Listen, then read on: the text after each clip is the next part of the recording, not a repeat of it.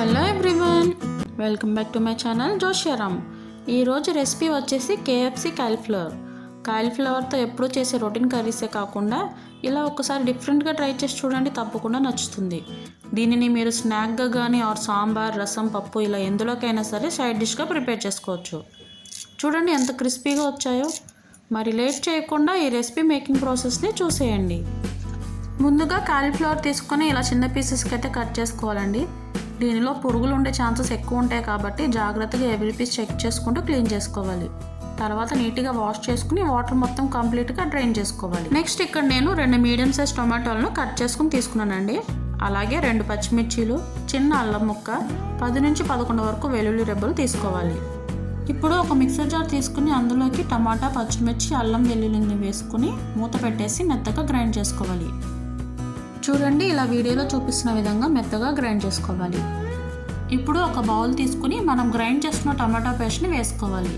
Next ఇందులోకి 1/2 spoon పసుపు, 1/4 spoon కారం, రుచికి సరిపడా ఉప్పు, 2 స్పూన్ల ధనియా పౌడర్, 1.5 స్పూన్ల గరం మసాలా, 1/2 స్పూన్ వంట సోడా వేసుకుని అన్నీ కలిసేలాగా బాగా మిక్స్ చేసుకోవాలి.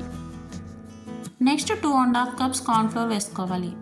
ఒకసారి మొత్తం అంతా బాగా మిక్స్ చేసుకోవాలి. ముందే వాటర్ని అయితే యాడ్ చేయకూడదండి. ఒకవేళ పిండి అనేది టైట్గా ఉంటే కనుక అప్పుడు కొంచెం కొంచెంగా వాటర్ని యాడ్ చేసుకుంటూ మిక్స్ చేసుకోవాలి. చూడండి, బ్యాటర్ కన్సిస్టెన్సీ అనేది ఈ విధంగా ఉండాలండి. మరీ థిక్గా ఉండకూడదు, అలానే పలుచగా కూడా ఉండకూడదు. నేను తీసుకున్న కాలీఫ్లవర్ వెయిట్ వచ్చేసి 250 to 300 గ్రామ్స్ అయితే ఉంటుందండి. దానికి 2.5 కప్స్ వరకు కార్న్ఫ్లవర్ అయితే పడుతుంది. నెక్స్ట్ కట్ చేసుకున్న కాలీఫ్లవర్ పీసెస్ని వేసుకుని మసాలా అంతా పట్టేలాగా బాగా మిక్స్ చేసుకోవాలి. చూడండి, ఇలా మొత్తం కోట్ అయ్యేలాగా మిక్స్ చేసుకోవాలి. ఇప్పుడు మూత పెట్టేసి ఒక 30 మినిట్స్ అయితే పక్కన పెట్టేసుకుందామండి. ఇవి వచ్చేసి పచ్చి కాంప్లెక్స్ అండి. వీటిని మీకు కుదిరితే కనుక హ్యాండ్స్తో ఇలా క్రష్ చేసుకోండి, లేదంటే కనుక మిక్సర్ జార్లో వేసి ఇలా క్రమ్స్ లాగా అయితే గ్రైండ్ చేసుకోవాలి. 30 నిమిషాల తర్వాత మనం కలిపి పెట్టుకున్న కాలీఫ్లవర్ని ఒకసారి మూత తీసి మరొకసారి బాగా మిక్స్ చేసుకోవాలి. నెక్స్ట్ ఒక పీస్ తీసుకుని బ్యాటర్ అన్ని సైడ్స్ కోట్ అయ్యేలా చూసుకోవాలి. ఇప్పుడు దీన్ని కాంప్లెక్స్ మిక్చర్లో వేసి ఒకసారి కోట్ చేసేసి ప్లేట్లో తీసుకుని పక్కన పెట్టేసుకుందాం. Same process remaining cauliflower pieces కూడా రెడీ చేసి పక్కన పెట్టేసుకుందాం. మీరు ఈ కాంప్లెక్స్ ప్లేస్లో బ్రెడ్ క్రమ్స్ అయినా సరే యూస్ చేసుకోవచ్చు. ఒకవేళ ఈ రెండు కనుక అవైలబుల్ లేకపోతే కనుక మీరు డైరెక్ట్ పకోడాలానే మనం ఆయిల్లో డీప్ ఫ్రై చేసుకోవచ్చండి. బట్ క్రంచీనెస్ అనేది రాదు. చూడండి, కాలీఫ్లవర్ పీసెస్ అన్నిటిని ఈ విధంగా ప్రిపేర్ చేసేసుకుని పక్కన పెట్టుకోవాలి. ఇప్పుడు స్టవ్ ఆన్ చేసి డీప్ ఫ్రై కోసం ఆయిల్ అయితే పెట్టుకోవాలండి. ఆయిల్ హీట్ అయిన తర్వాత మనం ప్రిపేర్ చేసుకున్న కాలీఫ్లవర్ పీసెస్ని వేసుకుని లో ఫ్లేమ్లో కలుపుకుంటూ ఫ్రై చేసుకోవాలి. అప్పుడే మొత్తం ఈవెన్గా కుక్ అవుతాయి.